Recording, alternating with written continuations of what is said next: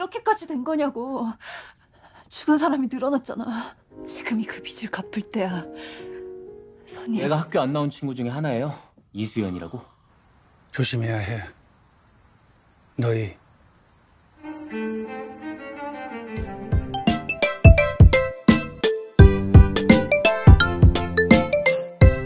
Suyeon terlihat berlari ke rumah Sunhee untuk menemui temannya itu. Awalnya ayah Sunhee menolaknya dan berkata bahwa Sunhee sedang sakit. Tapi Suyeon bersikeras ingin menemui Sunhee dan membicarakan hal penting. Kondisi Sunhee masih sama seperti sebelumnya. Ia terlihat sangat terpukul dan hanya duduk dengan sangat ketakutan di atas tempat tidurnya. Suyeon mendatanginya dengan emosi dan bertanya mengapa Sunhee membakar rumah Kyung-woo. Suyeon kembali mengingatkan bahwa apapun yang dilakukan Sunhee tak akan mengubah fakta bahwa Sunhee telah membunuh Kyung-woo. Paling tidak, begitulah kesepakatan di antara mereka. 네가 죽였잖아. 그러기로 했잖아. Suyeon kemudian meminta Sunhee untuk menyerahkan diri pada polisi. Ia bahkan kembali mengingatkan dosa Sunhee di masa lalu karena Sunhee membakar panti asuhan. Suyeon gagal diadopsi dan tak memiliki orang tua seperti Sunhee. Suyeon meminta Sunhee untuk membayar hutangnya itu. Ia juga berkata bahwa ayah Sunhee adalah pengacara hebat yang tentunya akan dengan mudah membebaskannya dari tuntutan itu. Sunhee kemudian berkata bahwa ia tak bisa menyerahkan diri karena ibunya.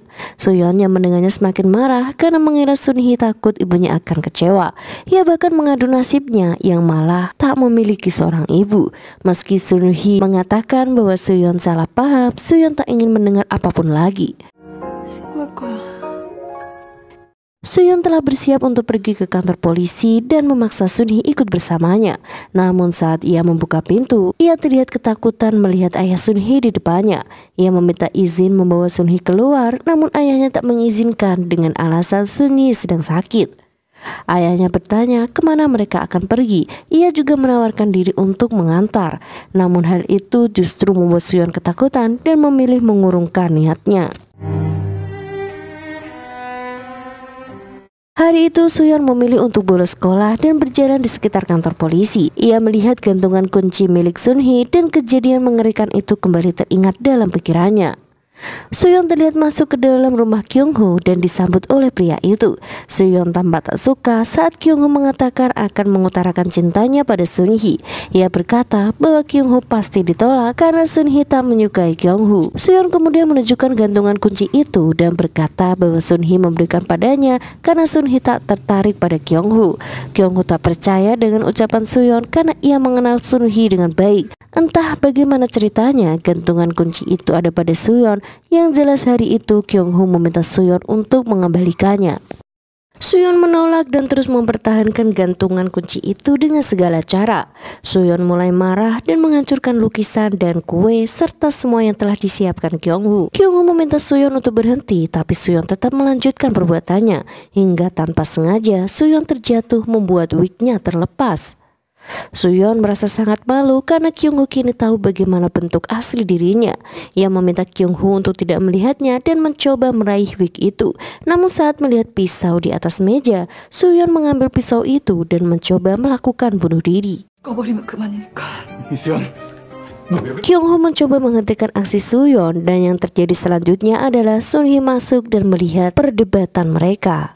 Suyeon memilih untuk pergi dan mengurungkan niatnya melapor pada polisi. Sebuah mobil yang semenjak tadi mengikutinya terlihat menghampirinya dan memintanya masuk ke dalam. Di rumah, Sunhee mencoba bertanya pada ibunya tentang semuanya, dimulai dengan buku dan ponselnya yang berada di dalam kamar, serta kebakaran rumah Kyung-woo. Ibunya masih tak ingin membicarakannya dan terus bersikap normal seperti biasa, membuat Sunhee begitu frustasi. Ibunya juga menunggu Sunhee makan malam setelah ayahnya pulang. Polisi menemukan foto-foto teman Kyung-woo termasuk Suyeon dan juga Sunhee. Sementara itu, Suyeon terbangun di sebuah mobil dari pingsannya. Seseorang kemudian memukulnya dengan palu hingga ia kembali pingsan. Tak lama kemudian, Suyeon kembali terbangun dengan kepala penuh darah. Saat penyerang berada di belakang mobil, Suyeon sekuat tenaga berlari melarikan diri meninggalkan mobil itu. Sun-hee mencoba menelpon Soo-yeon tetapi tidak dapat menghubunginya. Dia memikirkan semua saat-saat menyenangkan yang dia habiskan bersama Hyun-woo dan juga Kyung-woo. Sun-hee juga mencoba mencari berita tentang kebakaran itu dan mulai menangis. Keesokan harinya, Hyun-woo datang menjemput Sun-hee untuk menghadiri pemakaman Kyung-woo. Keduanya memberi penghormatan pada Kyung-woo dan orang tuanya. Saat mereka selesai, Sun-hee pingsan dan terjatuh. Ayahnya kemudian muncul dan menjemput Sun-hee dari rumah duka. 현우야 고맙다. Sampai di rumah, polisi sudah berada di sana untuk memberikan beberapa pertanyaan pada Sun-hee. Sun-hee yang ketakutan terlihat menghindari tatapan polisi itu. Namun saat itulah ia melihat gantungan kunci miliknya yang diambil Soo-yeon. Semua itu membuat Sun-hee mulai memikirkan hal-hal menakutkan tentang ayahnya. Polisi mulai menanyakan hubungan Kyung-woo dan Sun-hee. Mereka kemudian menunjukkan foto Soo-yeon yang telah menghilang sejak kemarin. Sun-hee terlihat terkejut lalu perlahan melihat ayahnya. Tangannya bergetar seolah ia sedang ketakutan. Namun ibunya berhasil menenangkannya. Sun-hee berbohong bahwa ia tidak melihat Soo-yeon. Ia juga berkata bahwa ia tak bisa menghubungi Soo-yeon. Ia akan menghubungi mereka jika bertemu dengan Soo-yeon. Salah satu dari polisi itu memutuskan untuk pergi meski ada beberapa pertanyaan yang seharusnya diajukan. Polisi itu tahu jika Sun-hee menyembunyikan sesuatu. 딱 봐도 숨기고 있잖아. 더 이상 물어봐야. Sun-hee juga begitu mengkhawatirkan Soo-yeon. Ia kemudian meminta Hyun-woo alamat rumah Soo-yeon karena Hyun-woo pernah mengantar Soo-yeon pulang. Sun-hee hanya bertemu dengan kakak angkat Soo-yeon dan tak menemukan Soo-yeon di rumahnya. Kakaknya juga berkata bahwa Soo-yeon tidak pulang selama berhari-hari.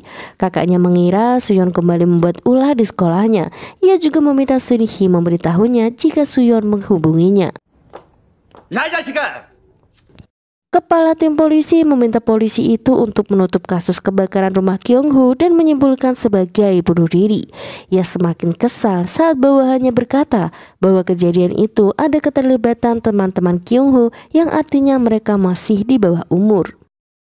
Saat itulah laporan autopsi Kyung-woo telah keluar. Polisi itu membaca dengan keras bahwa penyebab kematian Kyung-woo bukanlah karbon monoksida melainkan luka tusukan di tubuhnya. Kepala tim mereka tak bisa berkata apa-apa dan kini kedua polisi itu bisa melanjutkan penyelidikan. Malam itu, Sun-hee kembali ke rumah dan mencoba menelusuri jejak Soo-yeon. Di depan rumahnya, ia bertemu dengan seorang pria asing yang memperkenalkan diri bernama Choi Hyun-min. Choi Hyun-min berkata bahwa dia adalah kerabat ayahnya. Ia juga terlihat begitu mengenal Sun-hee.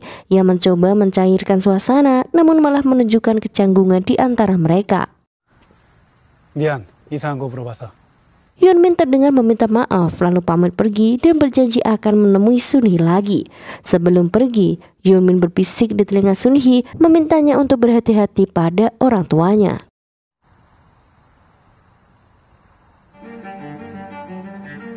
Di balik jendela kamar, ayah Sun-hee memperhatikan mereka dengan tatapan tajam. Kilas balik lainnya menunjukkan Kyung-woo meminta ayahnya untuk meninjau lukisannya. Ayahnya yang berprofesi sebagai pelukis menyebut lukisan Kyung-woo bisa saja hingga membuat Kyung-woo menjadi sedih. Saat di sekolah, Kyung-woo dan Sun-hee memutuskan membuat sketsa satu sama lain.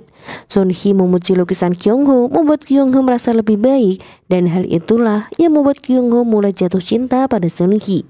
Episode berakhir dengan Kyung-woo memegang lukisan yang dibuat Sun-hee untuknya.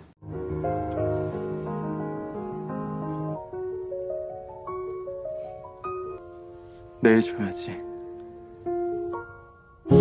서